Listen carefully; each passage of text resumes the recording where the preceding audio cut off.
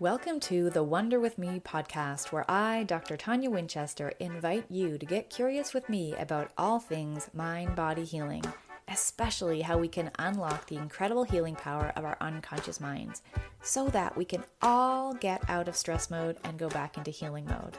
We'll talk about how you can easily create healthy, sustainable self-care habits so that you can calm your mind, sleep deeply, wake rested, and enjoy happy, energized days.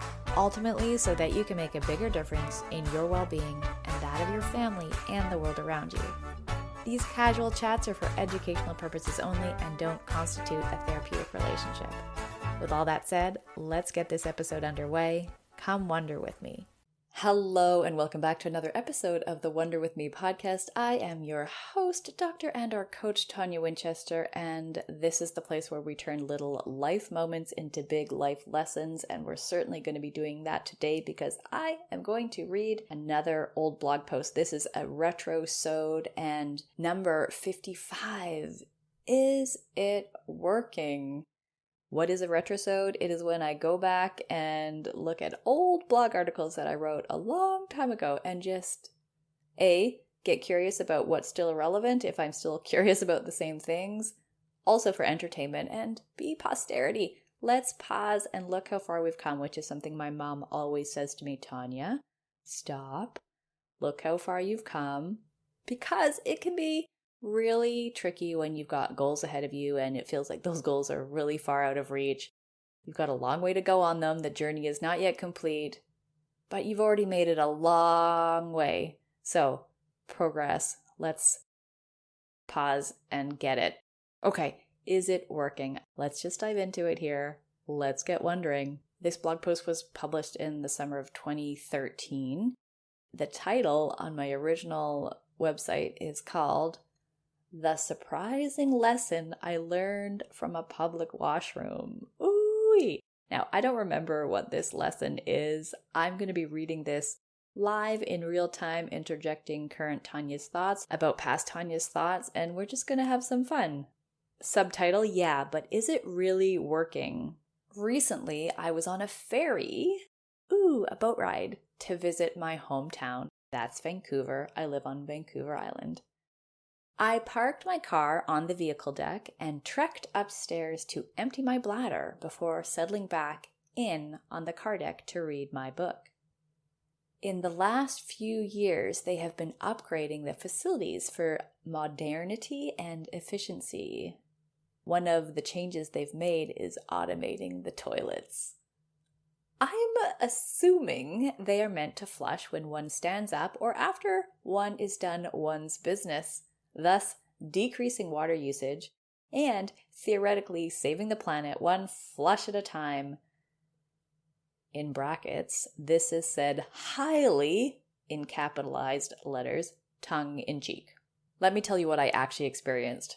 I opened the door to the stall and was warmly welcomed by the first flush. Well, hello to you too, shall we? I love past Tonia. It's hard to keep a straight face and keep reading. I'm enjoying this a lot. I sit down, it flushed again.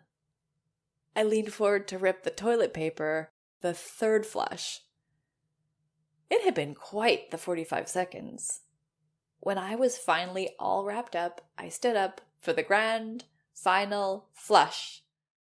Nothing. I waited. Nothing.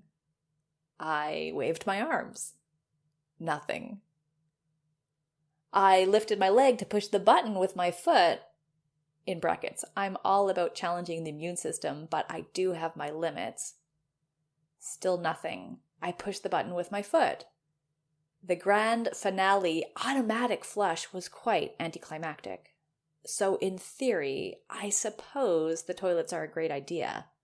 But are they working? Well, they're certainly flushing, but are they working to meet the original intent? My experience demonstrates a resounding no. And don't worry, I am getting to my point, I promise. That's in the post. I didn't just say that as past Tonia said that. Okay, keep going. Part of my job as a naturopathic doctor is to challenge my patients' understanding of what healthy means. Ooh, I like where this is going. Here is a classic example. Quote, I eat pretty healthy, but I have no energy, so I'm hungry by 10 a.m., so I snack, and I can't seem to lose this weight. End quote. Let's break that down. What are you having for breakfast? Cereal and skim milk. Like I say, it's healthy. Is it? Who told you that? Was it a popular food company, and did they tell you that in one of their commercials? The truth is that cereal and skim milk convert immediately to sugar as soon as they are ingested and digested. Sugar spikes, insulin spikes, sugar drops, you drop. Eating healthy is a broad and relative term. The question we need to be consistently asking ourselves is it working? And more importantly, is it working for me? In this example, the breakfast isn't working. Adding green veggies, healthy fats, and some protein would be a better strategy for their goals and health concerns. I always giggle at this example. I used to work at a health food store. People would come in all the time and say, I need a refill of one of those. It came in the white bottle. It was for memory. Oh, for memory. So it's working for you then. Because they can't remember what it is. The truth is we often take for granted that what we're doing is right and beneficial. We've been doing it for so long that it can't be wrong, right? Just because it's automatic doesn't mean it's effective. We need to come back to that question, is it working for you? You seriously have to ask yourself this question if you're hoping to get results in anything. I challenge you to look honestly at your habits. Question everything. Figure out and flush what's not working. Nice callback, T. But honestly, if you keep doing what you're doing, you'll keep getting what you're getting. And you wouldn't be here if you were happy with what you're getting, am I right? Sometimes you need help figuring out what's not working and what could work. That's where I come in. I can slap on my detective hat and dig up the factors that may be contributing to what you're going through. I don't think your toilet has to flush 3 times at the wrong times. I'm pretty sure there's a single flush solution out there. Here's to your flushin', workin', jivin' health, and thriving life, Dr. Tonia. P.S. In the comments below, share what you think might not be working for you, or share what you know is working for you. Wondering what in your life might not be working? I can help. End of article. I love this so much. I love this so much because my linguistics are just adorable.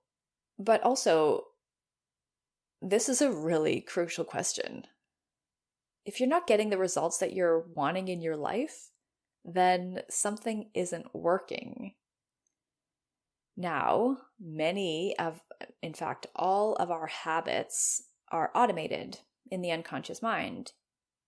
Waking up, going immediately to the washroom, getting your coffee. These things have been ingrained day in, day out for however many decades that the neural pathways are strong and very well paved. But the thing is, those habits were learned. They were created over time, and anything that was learned can be unlearned. So if you're not getting results in your life that you want, you have to look at this in a reverse order. Okay, what behaviors are generating the result that you don't want? Preceding that, what emotions? Preceding that, what thoughts? Now, this is where it gets a little bit tangled because it's often hard to identify these things for ourselves. And that's where a mind-body healing coach like me can come in and shed some light. So not only do I love how this article addresses this idea that we have to pause and reflect and check in and see what's working. I actually talk about this in episode, I think it's 53, about tenacity and rest, where A, keep going, but B, pause and evaluate what's working, what's not working. I also love this because what works for one person isn't going to work for everyone. That's particularly relevant with eating and movement and hydration. Our hydration needs are dependent on a lot of things: our body weight, our activity levels, the caffeine that we're consuming, the alcohol that we're consuming. All of these add into what we would be needing to hydrate ourselves with. Food's another great example where a food that may be perfectly healthy and friendly for me or you might be the opposite for each other. So for example, my body loves eating salmon. It will release weight when I eat salmon, an indicator that my body is releasing inflammation. Conversely, 85% of people will actually gain weight, a marker of inflammation, when they eat salmon. I'm in the 15% of people that works for. Conversely, chickpeas, which only 5% of people will react with inflammation, aka weight gain, when they eat chickpeas. I am that person. 1 tablespoon of hummus, my body gains 3 pounds reliably. I used to go to the potlucks and eat all the hummus because I didn't want to eat all the cheese, and my body would just be wrenched with gut pains, bloating, gas, and then this weight gain. Conversely, if I do have a minimal amount of cheese, I'm actually okay. And I do mean minimal. Cheese conversation, different podcast. I probably won't actually ever do that, but anyways. A, is it working? B, is it working for you? And if not, what are you going to do differently about it? Who are you going to be that is going to behave differently so that you can have a different result? And it might even come down to this identity piece. Who are you being? What are you doing? And what does that allow you to have? Now, going back to this idea of thoughts and feelings leading to behaviors creating results, all of that being habituated, our thoughts and feelings are often governed by the filters that we have inside our unconscious mind. Our filters in terms of our belief systems, our values, our personality.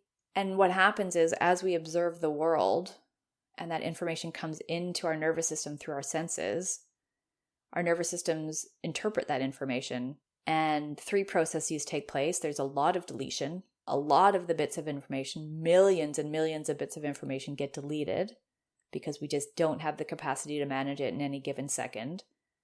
A lot of it gets distorted, and then a lot of it gets generalized. As an example, every time I pick up a pen, I know what a pen is. I know how to use it, even though it might be a different color or a different shape.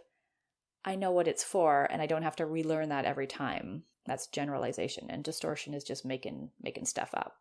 Our internal filters delete, distort, generalize the information, and then that is going to in turn create a thought. And then that thought is going to lead to a feeling. That feeling is going to change our physiology and drive a behavior. And that's where we get our results, from the behaviors that we take, not the thoughts that we think, but what that thought downstream cascades into the behavior. And that's where we need to explore. We might need to explore all levels of this chain to properly affect a positive change. Or maybe we have to start from the top down. Maybe it is something as simple as eating a different breakfast. But you do have to understand that if you're getting something in your life or your health that you don't want, at some level, there's something wonky happening that can be changed. That's my deep, true belief in this world, walking through it, that our bodies know how to heal. They can, they want to. We just have to put the right circumstances in place for that to happen. And we can. We can allow things to shift and change and work for us on automatic, but it does take some conscious intention to make those changes. So we can go from having an automatic, unproductive, unhelpful, maybe even destructive habit, and through various types of change work, we can change the propensity or even pave a new pathway that is more comfortable, more health promoting, more useful to us. And I certainly do this in my mind-body coaching breakthroughs. I certainly do this in my lift sessions, which are sort of a compacted breakthrough. And then also in the new shift sessions, I've been finding them very effective for this type of behavior change work. I like the lift and the breakthrough work for doing the healing in terms of getting traumas out of the body, shifting old, negative, unresolved emotions out of the physiology, shifting belief systems.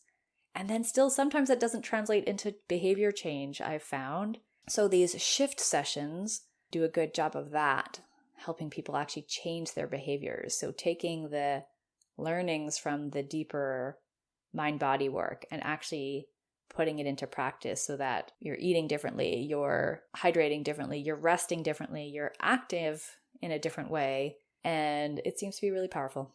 So is it working? Is it working for you? Just because it's working for someone else doesn't mean it's working for you. What is your path forward? What is right for you? What's left for you? What's backing you up? What's supporting you? What do you have an understanding of? This is all going to be unique to you. If you are moving through your life, through your health, and wondering why you seem to be stuck in the same old patterns, there's probably something that's been automated that's just flushing at the wrong times. And we can actually change that so that the system is working more effectively, more efficiently, and giving you what you want when you want it. If you need help with any of that, reach out. I've got several options, as I've described in this episode, that we can work together one-on-one. I've got several resources. My book, Thinking Kindly, would be helpful here. Break Through the Insomnia Cycle is a book about this clearing of this old stuff from the past that may be affecting our nervous system. So that's relevant here too. Just making sure that you're aware of the resources that are available to you. I'm going to end this episode here. Thank you so much for listening. Thank you for being here. Thank you for getting curious about your health, your life, your well-being. And I will catch you next time in the next episode of the Wonder With Me podcast. And in the meantime, may you choose to make all of your dreams come true. Hey, thanks for wondering with me today. If you've got something good out of this, then please forward this episode along to the people who you know could benefit. Be sure to subscribe, and if you're really keen, you leaving us a rating and review helps us to help more people, so thank you in advance for that. If you're wanting more insights about how you can leverage the power of your unconscious mind to go back into healing mode, head on over to toniawinchester.com, where you'll find my book, Break Through the Insomnia Cycle, and other helpful ideas.